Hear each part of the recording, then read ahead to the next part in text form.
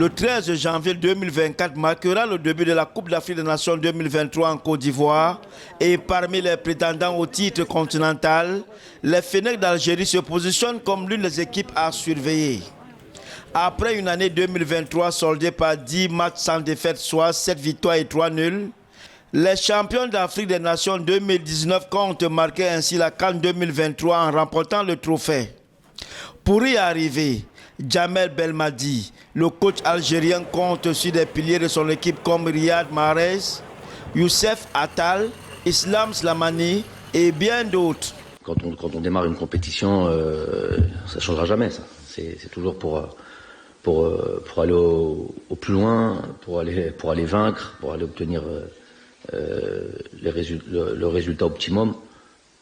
Ça ne changera pas. Après, on est plusieurs à vouloir la même chose, donc ça va être une lutte acharnée.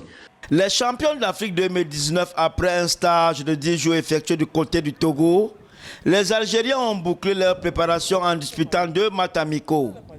Des rencontres soldées par des victoires algériennes, 3-0 contre le Togo et 4-0 face au Burundi.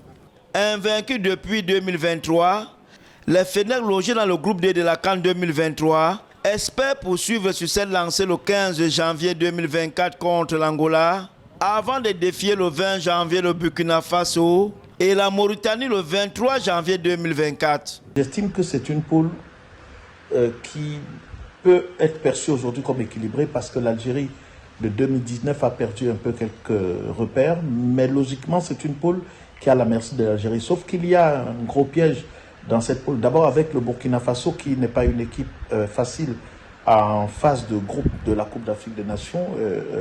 Elle a eu à le démontrer. Et l'autre équipe aussi, c'est l'Angola. C'est une grosse inconnue. Donc je ne peux pas exactement savoir à quel niveau de préparation elle est, mais c'est un gros piège. Sans oublier que l'outsider mauritanien est une équipe